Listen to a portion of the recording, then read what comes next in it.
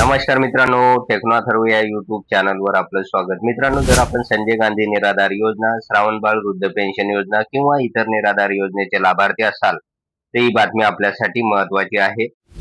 कारण आता जुलै पासून पेन्शन नेमके किती मिळणार आहे, तर 2100 रुपये मिळणार की 4000 रुपये मिळणार की दर महिन्याला 6000 रुपये मिळणार, तर या संदर्भात अनेक आपले सबस्क्रायबर आहे आणि व्ह्यूअर्स आहे तर त्यांनी कॉमेंट्स केलेल्या होत्या।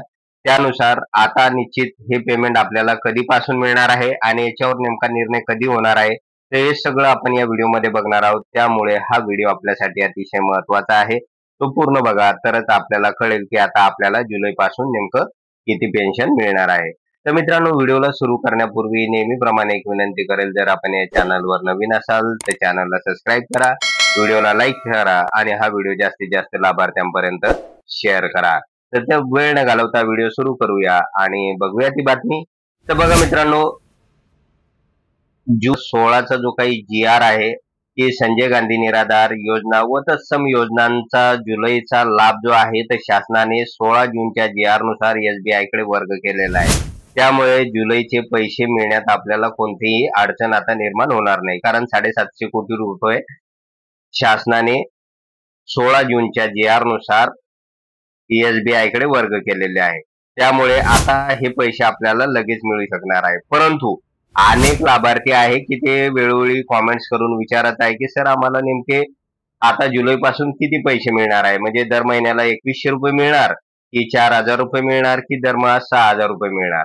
तर मित्रांनो बघा, या ठिकाणी आपल्याला एक लेटर या ठिकाणी दिसून येईल स्क्रीनवर। तर हे जे लेटर आहे तर बच्चू कडू यांनी जे काही अन्नत्याग आंदोलन केलेलं होतं मागील 10 दिवसामध्ये, ते आंदोलन थांबवण्यासाठी महाराष्ट्र शासनाने बच्चू कडू यांना एक आश्वासन लेटर दिलेलं होतं आणि ते लेटर बघा या ठिकाणी आपल्याला दिसून येईल। लेटरवर महसूल मंत्री चंद्रशेखर बावनकुळे यांची स्वाक्षरी आहे आणि त्या लेटरमध्ये असं म्हटलेलं आहे की दिव्यांगांच्या मानधन वाढीबाबत 30 जूनच्या पुरवणी बजेटमध्ये तरतूद करण्यात येईल। तर बघा मित्रांनो, 30 जूनला जे काही पुरवणी बजेट मांडण्यात येणार आहे विधानसभेमध्ये, तर त्यामध्ये दिव्यांग बांधव असेल, विधवा महिला असेल, त्याचबरोबर निराधार लाभार्थी असेल, तर यांचे मानधन वाढीबाबतचा निर्णय सुद्धा घेतला जाणार आहे। तर त्यामुळे आता हे आश्वासन दिल्यानंतर बच्चू कडूंनी आपलं जे काही अन्नत्याग आंदोलन आहे तर ते मागे घेतलेलं आहे। आता मित्रांनो, नेमकं बच्चू कडूंची मागणी काय होती की जे काही दिव्यांग बांधव आहे, निराधार बांधव आहे, विधवा महिला आहे, ते यांचे जे काही मानधन आहे तर ते जे काही दर महिन्याला 1500 रुपये दिल्या जात आहे तर त्याच्यामध्ये वाढ करण्यात यावी, कारण 1500 रुपयामध्ये महिना निघू शकत नाही, कारण महागाई प्रचंड वाढलेली आहे। आणि इतर राज्याचा जर आपण विचार केला तर आपल्याला असं दिसून येईल की प्रत्येक राज्यामध्ये 3 ते 4000 रुपये दर महिन्याला निराधार बांधवांना दिले जातात। मग महाराष्ट्र शासनच का असं करत आहे, असा भेदभाव का करत आहे? त्यामुळे बच्चू कडूंनी या ठिकाणी जी काही मागणी केलेली होती की जे काही निराधार बांधव आहे, संजय गांधी निराधार योजनेचे लाभार्थी आहे, तर त्यांना सरसकट 6000 रुपये दर महिन्याला मानधन देण्यात यावं। तर मित्रांनो, आता या संदर्भात 30 जूनला या ठिकाणी निर्णय होणार आहे आणि 30 जूनच्या पुरवणी बजेटमध्ये नेमकं निराधार बांधवांना किती महिन्याला किती पेन्शन द्यायचं आहे, म्हणजे त्याच्यामध्ये किती वाढ करायची आहे, तर या संदर्भातील मोठा निर्णय होणार आहे। आता मागच्या विधानसभा निवडणुकीपूर्वी महायुतीचे जे काही नेते होते तर त्यांनी आश्वासन दिलेलं होतं की 1500 मध्ये अजून 600 रुपयाची वाढ करून ते मानधन 2100 रुपये केलं जाईल, म्हणजे आम्ही निराधार बांधवांना 2100 रुपये देऊ, असं त्यांनी म्हटलेलं होतं। त्याचबरोबर लाडक्या बहिणींना सुद्धा त्यांनी अशा प्रकारचं आश्वासन दिलेलं होतं। आता त्यानुसार होऊ शकते की मित्रांनो, या ठिकाणी महाराष्ट्र शासनावर प्रचंड कर्ज आहे, आपल्याला सगळ्यांना माहित आहे। त्यामुळे अगदी शेतकरी कर्जमाफी सुद्धा होताना दिसत नाही। शेतकरी बांधवांनी अनेक मोर्चे काढलेले आहे, आंदोलन काढलेले आहे, तरी पण शासन सकारात्मक किंवा होकारात्मक असा कोणताही शब्द शेतकरी बांधवांना सध्या तरी देताना आपल्याला दिसून येत नाही। त्यानंतर हे जे काही निराधार बांधव आहे, दिव्यांग बांधव आहे, यांचे सुद्धा प्रचंड मोर्चे झालेले आहे आणि त्यानुसार शासनाने जे काही आश्वासन दिलेलं आहे की त्यामध्ये की वाढ करण्यात येईल, तर या संदर्भातील 30 जूनला निर्णय होणार आहे आणि त्यानुसार होऊ शकते मित्रांनो की महाराष्ट्र शासनामध्ये म्हणजे सध्या जे सत्तेत लोक आहेत त्यातील एक गट असा आहे की त्यांचं असं मत आहे की निराधार बांधवांना दर महिन्याला 2100 रुपये देण्यात यावे, असं काहींचं मत आहे. तर जो दुसरा गट आहे की त्यांचं म्हणणं आहे की 4,000 रुपये देण्यात यावे. आणि बच्चूभाऊ कडू आणि निराधारांच्या ज्या संघटना आहे तर त्यांचं मत आहे दर महिन्याला 6,000 रुपये देण्यात यावे. तर आता नेमकं गव्हर्नमेंट काय निर्णय घेणार आहे तर ते आपल्याला 30 जूनला सायंकाळपर्यंत ही सगळी परिस्थिती क्लिअर होईल. त्यानंतर मित्रांनो आपल्याला सायंकाळी कळून येईल की नेमकं आता संजय गांधी निराधार योजनेचे जे काही लाभार्थी आहेत तर त्यांना नेमकं किती अनुदान मिळणार आहे.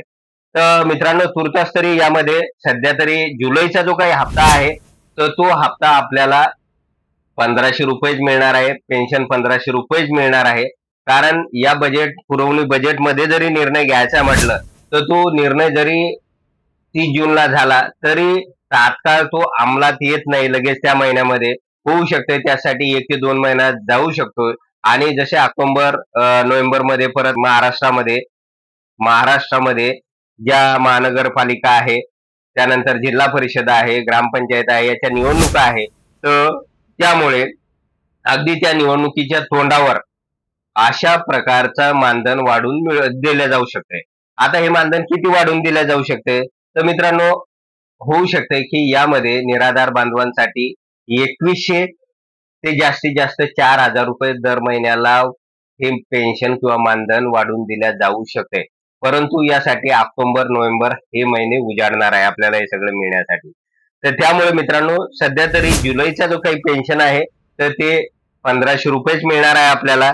आणि हे जे काही वाढीव मानधन आहे तर ते मात्र आपल्याला ऑक्टोबर नोव्हेंबर मध्ये मिळू शकेल. तर होऊ शकतं की जे काही मधले महिने आहे जसं जुलै नंतर ऑगस्ट सप्टेंबर तर ह्या 2 महिन्याचं वाढीव मानधन सुद्धा आपल्याला त्यामध्ये ऍड होऊन मिळू शकणार आहे.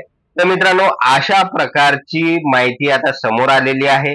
त्यामुळे होऊ शकतं की येत्या 2 ते 3 महिन्यामध्ये म्हणजे ऑक्टोबर पासून आपल्याला सरसकट 2100 किंवा 4,000 रुपये मानधन मिळू शकते. तर मित्रांनो अशा प्रकारचे एक माहिती समोर आलेली आहे, अपडेट समोर आलेलं आहे. आणि या संदर्भात अगदी डिटेल सगळी चर्चा आपण 30 जूनला सायंकाळी करणार आहोत. आणि यावर विधानसभेमध्ये नेमकं काय झालेलं आहे, पुरवणी बजेटमध्ये नेमकं काय मांडलं गेलेलं आहे आणि कोणता निर्णय झालेला आहे तर ते सुद्धा आपल्याला त्या ठिकाणी कळून येईल. तर मित्रांनो तुर्तास आता आपण फक्त या संदर्भात वेळोवेळी जे काही अपडेट येणार आहे तर ते वेळोवेळी अपडेट आपल्या चॅनलवर लगेच आपण देत राहणार आहोत. तुर्तास या ठिकाणी थांबूया आपण. तर मित्रांनो जर व्हिडिओ आपणास आवडला असेल आणि हे अपडेट आपल्यास महत्त्वाचं वाटत असेल तर कृपया व्हिडिओला लाईक करा.